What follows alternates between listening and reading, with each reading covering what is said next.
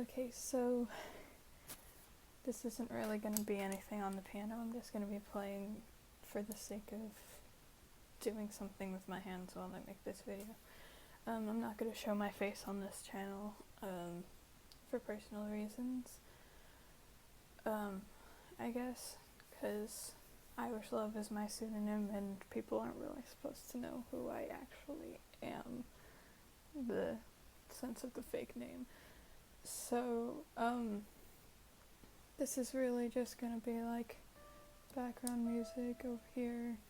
No one's really gonna care, but yeah. I'm just gonna talk about a few issues, not like political or modern day kind of things that are going around and everyone's making a fuss about. It's really just kind of personal, but then also something that some people could relate to. There's this thing that I have. I don't really know what it is, really.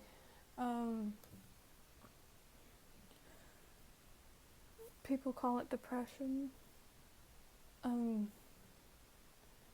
Other people just say I'm a hormonal girl and it's nothing, and that it doesn't really matter. I'll get over it, but it's something that I found myself stuck with. Some people qualify me and label me as goth or emo. It's just because of the dark colors I wear and everything. I don't do that to try to put out this image or try to scare people or anything. I do that because I think I look good in black, really. I'm pale as heck, so it's really just the fact that I feel comfortable that way. I feel comfortable in baggy clothes, in black, and in things that kind of hide me, because black is darker, it's like a shadow. No one really cares about shadows, so I try to, I guess it's like psychologically just a way for me to hide myself from other people. I'm not very social. I mean, like, if you get me with people that I'm close with, I really like it. And I can talk for ages and ages. But I really don't like going places. I don't like being around people. I have crowd anxiety. I don't feel accepted anywhere, and that's okay. I mean, like, no one feels accepted in this time, in this age. And there are times where everyone goes through that area of low self-esteem or anxiety when it comes to being social and everything. And I'm not saying that I don't have friends or anything, because I do. I just, going out and doing things or just having a lighthearted conversation, it's not really for me. I get nervous, or I say the wrong thing, something I didn't mean. Like, sometimes saying the wrong thing means something that you shouldn't have said, but you mean it. But, like, for me, I say things that I don't mean just to try to get myself out there, and then I realized, A, that's not the real me, and B, I just hurt a few people by saying something I really didn't mean to say. And so I try to keep myself from social situations because I'm afraid that I'm going to hurt people and I'm going to hurt myself, and I'm just going to put on this mask that no one understands. And that's when I find myself in this hypocrisy that I've created, because I do mask myself. I hide myself in baggy clothes. I have a pseudonym, for God's sake. I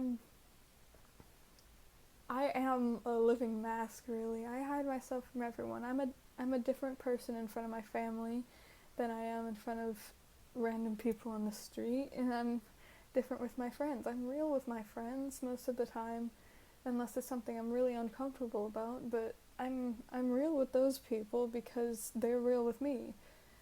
And I can't be real with my family because they don't necessarily understand. I mean, my mom struggles with the same thing as me, but it's not the same, really. Everyone's different. and with the depression and everything, different things trigger me, different things get on my mom's nerves, and completely different things make us anxious, and everything is so completely black and white with us. We have the same issue, but it's so different that I can't talk to her about it because she doesn't understand. I've tried and I've tried because I thought she would be able to help me through it, but she just doesn't get it. I have multiple personalities, not just with the, oh, I'm different in front of my family than I am with my friends. A lot of people are like that because, they either don't feel comfortable in front of their friends or they don't feel comfortable in front of their family. I mean, it's common. It's not insane, but for me, it's like I have different ideas. It's like one day I'll be all like, oh yeah, I totally want to go roller skating with you guys, and then another day I'll be like, why the heck did I ever say I wanted to do that? I don't want to do that. But it's like I was fully convinced that I did want to do it because it sounded like fun. But then the next day it was like, I'm convinced not to do it. And that's just an example of one thing. It's like I'm having these days where I'm like really good in my mind. I'm like happy. I'm having a good time, and I'm just being the innocent and cheerful little girl that I'd been when I was way back in elementary school. And other days I'm where it's real, I'm in the dark, I'm angry, I'm sad, I'm going into all these depreciating thoughts, and it's just like, how did these two people emerge from me? And then I find myself fighting with myself when I get in a certain place. It's like one of my personalities is saying, what the heck, you're such an idiot, stop feeling this way about yourself, all these things you're saying are not true. And then the other one is like, but I have evidence behind it, it is true, I'm this terrible. And it's something that I don't like to talk about that much, and my mom doesn't understand, and my dad tries to, but he doesn't even know anything about depression, but he tries at least. And I don't feel accepted at home because they think that I'm just overreacting and this is just a phase. The depression I'm going through, it's just a phase, and it's like, no, it's not. It's really happening. I didn't create it just to be cool. It's happening to me, and they don't understand that. But my friends, like, they'll listen to me.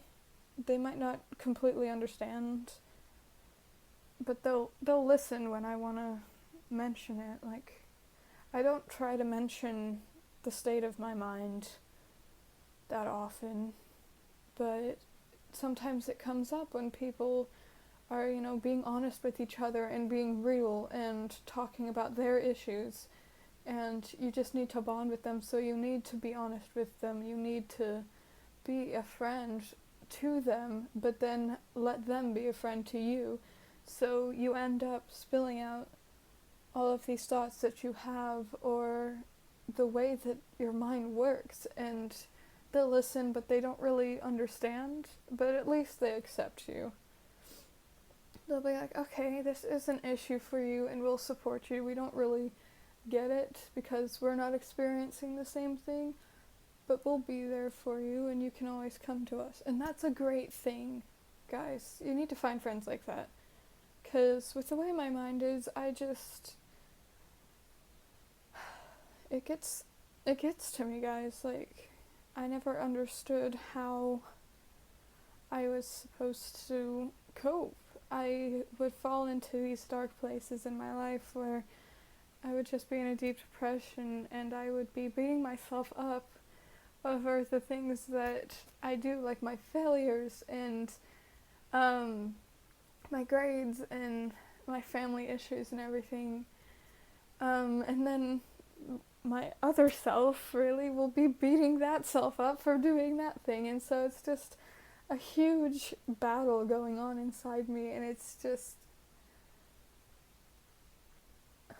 not schizophrenia, it's just the fact that I can think different things, schizophrenia would be more like the thing where I picture another one of me near me, or I am literally two different people, but I'm not.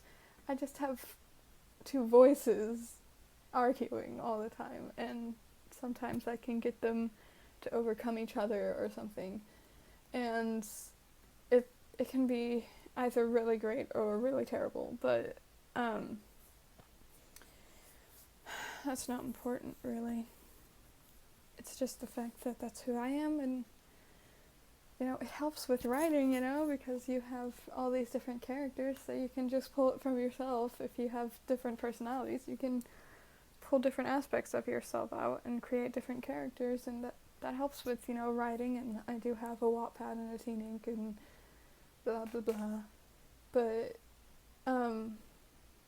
it really does help. Like, I have this one story where I go from the point of view of all the different characters. It'll be like Renee's point of view, and then I'll talk in this one character's point of view, and then I'll switch Ruffy's point of view, and I'll continue the story from that point of view and everything. So you really get a really good chance to create character development, and you get to further the plot in an interesting way. And so I can use what I struggle with to do something that gives me joy. Writing gives me joy, and if I can use what brings me down to bring me up, that really is a great thing. I don't know if anyone else has experienced that, but it's just, I hate the way that I am, but I love the way that I am at the same time, because that's just the way I am, I guess. Because I have different ways. Like, I hate the fact that my personality is split and has so many different areas where I disagree with myself. But then I love the fact that I can use it. That's my two different personalities, arguing about my two different personalities right there, and I guess that's fine. But, yeah. No one really believes me when I say that, but they try to be supportive, I guess. They just think that I'm being a bit overdramatic or something, trying to get attention, which sometimes, I do try to get attention, but, that's just being honest. But it is something I deal with, and it makes the depression worse. I haven't relapsed in a long time, and it's really nice that I've been strong enough to let my minds argue without, beating myself up physically, and that brings such a strength to me that I was able to be strong enough. It makes me stronger, and it's just wonderful that way. I'm not perfect, and that's basically what this audio thing was about. I guess I'm sorry that I didn't actually use the piano that much. I was just in too much deep thought to do anything that sounded okay. But I hope someone can relate or get some sort of information that they didn't know out of this. I don't know. Well, I'm gonna play something anyway, just, to make up for it. Wait, what the heck? Okay, maybe I shouldn't do that song.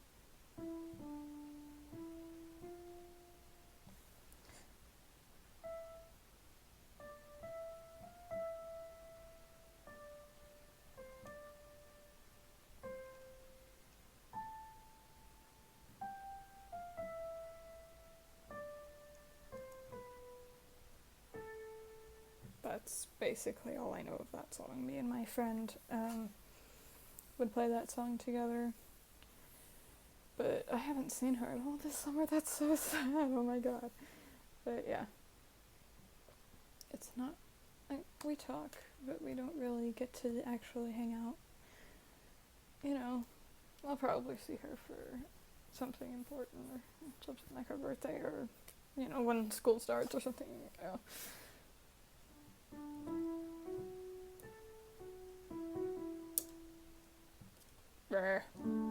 was doing that with one hand, so that was kind of difficult.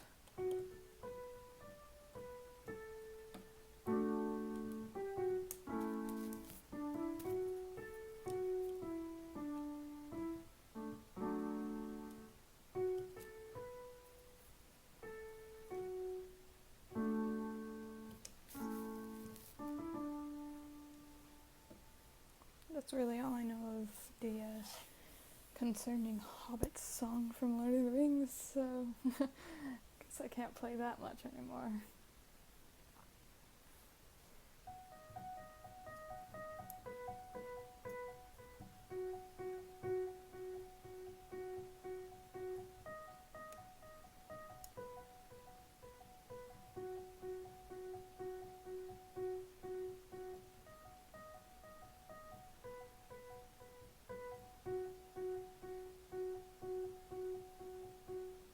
Okay, you guys can probably not really hear the piano as I have it really quiet for some reason, even though I'm home alone.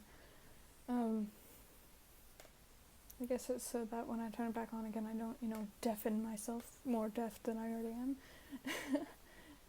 am. So since it's already at the pretty much 16-minute mark, I'm going to end this video. I'm just going to tell you that writing can be a good coping mechanism because you're creating something. You have the power over it because you're the one making everything happen. You're the one who's in charge. You don't get to be blindsided by all these things. You get to make a universe where everything works out the way you want it to.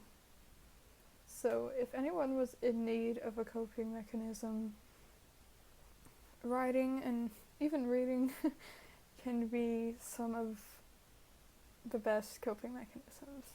Like, my parents got me this piano because it's something that I can do with my hands that is under my control. So that's also a coping mechanism, but writing is the best one that I've found. It might not be the best for you, but out of the things that I've tried, writing is gold. Okay, so see you later, lovelies. Have a nice day for me, will you?